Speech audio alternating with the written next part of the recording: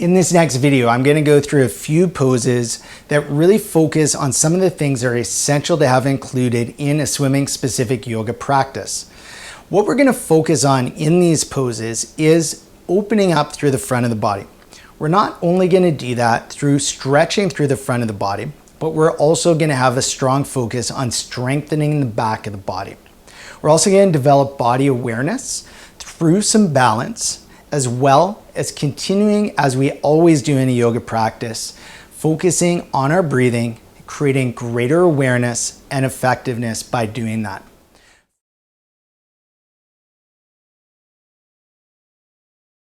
For one of the poses, I've brought out a couple of pieces of equipment. Now, you may not need them, but they're handy to have. The first one is a yoga strap. With that, if you don't have a strap, use something like a belt, a towel, anything that you can use in place of a strap. The next thing is a foam yoga block. Instead of a foam yoga block, which most of you probably don't have, use a folded up towel, a cushion, or a pillow. As we do these poses, I'm going to encourage you to use what we call a three-dimensional breath. A three-dimensional breath is we're breathing through the nose, and on every inhale, you're really feeling the front, sides, and back of the body all expanding. So on every inhale, really allowing the body to open, using a little bit more of your lung capacity on each one of your inhales. And on your exhale, just slowly releasing the air from the body through the nose. The pose we're going to do now is a cactus lunge.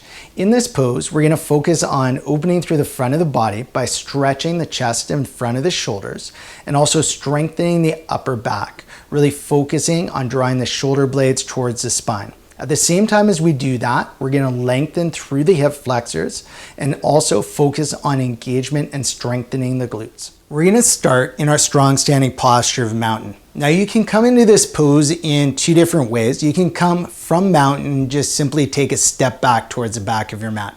I'm going to flow into it, coming through a couple of different poses, because this is typically the way in a swimming specific yoga practice that we'll come into this pose.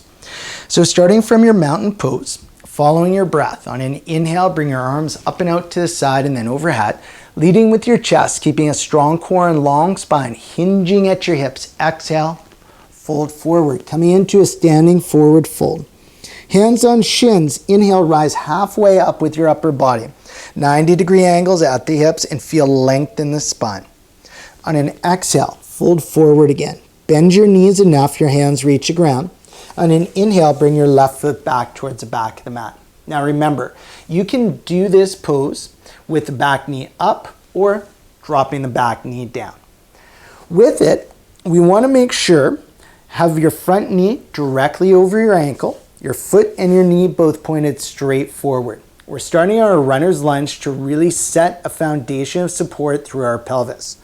Come on up to your fingertips, raise your chest, lengthen your spine, and already start to feel that opening through the collarbones.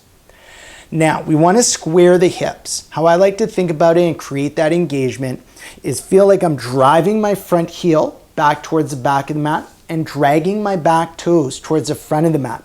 As you do that, feel the front hip come back and back hip come forward. Another way to think about it might be scissoring the thighs towards each other. Once you feel that engagement and support, on your inhale, rise up with your upper body, arms up. Bring that front knee towards a 90-degree angle. Have the torso directly over the hips. Now, keeping the spine long, core strong. On an exhale, we're going to come to our cactus arms. So that's 90 degrees at the shoulders, 90 degrees at the elbows, kind of like goalpost arms here. Feel that widening through the collarbones. And then, as you're here, start to draw the shoulder blades towards the spine. So retracting the shoulder blades, feeling that strength in the upper back. We're going to stay in this pose for two of our three-dimensional breaths. Really starting to feel the opening through the front of the body. Find that strength and engagement through the back of the body. And really check in with the hips, making sure you have that squaring action and engaging through the glutes. On the inhale, lengthen the arms up.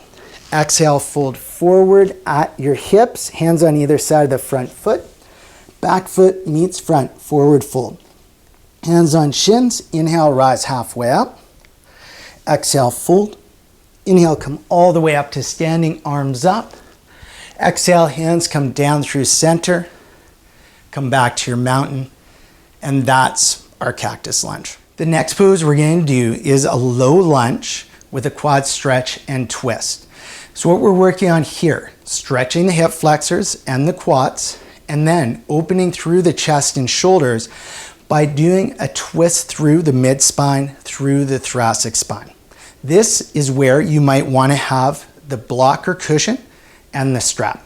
So just starting in your low lunge position. With the blocker cushion, a lot of people like to have that under the back knee as padding because they feel a lot of pressure and discomfort under that knee sometimes. We're going to start with both hands on either side of the front foot. So I have my right knee back here. Make sure left knee is directly over ankle, foot and knee are pointed straight forward. You're going to keep your right hand down, and on an inhale, bring your right heel towards your seat. Come around with your left hand to hold on to your right foot. Square those hips, check the front knee and foot, make sure they're pointed straight forward. On your exhale, just roll that left shoulder back so we come twisting through the thoracic spine, feeling that widening through the collarbones. Holding here for one more of those three-dimensional breaths. And on your exhale, just gently release that foot. Now, if your range of motion is limited with that pose, I'm going to show you a way to come into it with the strap and also a different pose that'll give you a lot of the same benefits. So, if you're going to use the strap, just create a loop with the strap. We're going to come into the pose the exact same way. Bringing the heel towards your seat and then just loop the strap around your foot, making sure that front knee and foot are pointed straight forward. And then on your exhale, open up, rolling that left shoulder back, coming through that gentle twist through the thoracic spine. Exhale, just gently releasing that foot. And that is our low lunge with a quad stretch and a twist. Now, for a lot of people, that pose is challenging just because of differences in range of motion. And remember, never force a pose, always work with your individual range. What we're gonna do is a pose which is a variation of half bow pose that is or tends to be a lot more accessible for people. So we're gonna start in our tabletop. So you're gonna come on to hands and knees. Fingers spread wide and pointed straight forward. Shoulders over elbows, elbows over wrists, and make sure your knees are directly under your hips. Tuck your toes back behind you so you have strong support. And then on your inhale, bring your right leg up and back. Make sure your right shoulder is over your elbow, elbow over your wrist, and you feel that balance. On your inhale, bring your left arm up and forward so we come into a bird dog pose. Then from bird dog, on your inhale, bring your right heel towards your seat. Come around with your left hand to hold on to your right foot. Square your hips and then might start to kick your foot into your hand. Depending on your range, you might lift that back knee and then open up through the chest and shoulders, widening through the collarbones and looking forward, coming into your variation of a half bow. We'll stay for one more of those three-dimensional breaths, having that focus on your breath. Your exhale, gently release, coming out of that half bow. Now, if your range is still challenged, you can do the exact same thing with the strap as we did in that low lunge. Just looping the strap around the foot to give you a little bit more variation or a little bit more range within the pose. The next pose we're going to do is locust pose. And what we're focused on here is once again opening up through the chest and shoulders, widening through the collarbones, doing that really by creating that strength in the upper back. And we're also going to be focusing on creating strength in the glutes. For your locust pose, we're going to start on our stomachs. So just coming down flat onto your stomach, bring your arms to the sides of the body, palms down. Look straight down at the ground, hovering the nose just an inch or so off the ground so you keep the neck long. Bring your big toes together and legs together. And then from here, hover the hands just off the ground. On your inhale, start to bring your shoulder blades towards your spine. As you do that, you should feel that widening through the collarbones. Think about bringing the front of the shoulders further away from the ground by using the strength in your upper back. Now, as you do this, don't think so much about arching the back. You want to use the strength in the upper back. From here, keeping the legs together, big toes together, use the strength in your glutes to inhale. Bring the legs just off the ground. As you're here, start to reach your fingers back towards your heels. Feel the shoulder blades glide down the back. And then maybe play with turning the palms pointed towards each other. And then exhale, slowly come back down onto your stomach. Now I'm going to show you one other variation. We're going to start in our locus like that. But we're going to come into a variation where our arms are extended out in front of us. So returning back to being flat on your stomach, arms to the sides of the body, palms down, hovering the nose, legs together, big toes together. Inhale, hover the hands, and then draw shoulder blades towards the spine. Bring the feet up using the strength in the glutes. Now keeping that on your inhale, slowly bring the arms out to the sides and then stretch the arms overhead so your fingertips and your toes are moving in opposite direction. Palms down, lift the hands away from the ground a little more. Feel that strengthening through the back of the shoulders. On your exhale, bring the elbows in towards the ribs, so making a W with the arms. Place the hands down, place the feet down. And that is your locust pose with a little bit of a variation to it. The next pose we're going to do is Warrior 3. So this is a balance where we're really focusing on our body awareness. We want to make sure that you keep balance in a sense of play. We're all going to come in and out of balance. Some of us more, some of us less. What you want to do is really use your body awareness to make the adjustments you need to find stability, to regain that stability. And once again, balance is not about stillness, so you're going to come out of balance again. Play with it.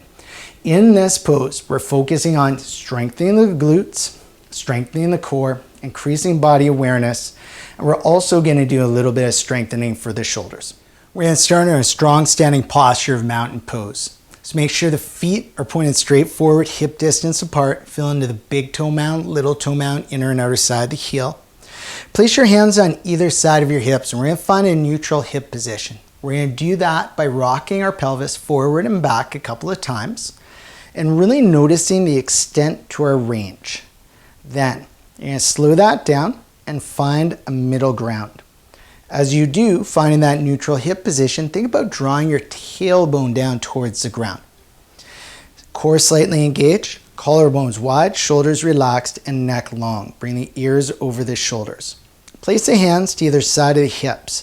Put a slight bend in your right knee. So you want to start to feel the right quads and glutes engage. Pick a spot to look at that's not moving.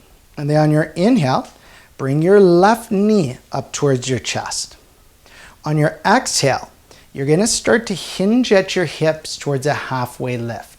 Keep the spine long, collarbones wide, and you want to have the hips pointed down towards the ground.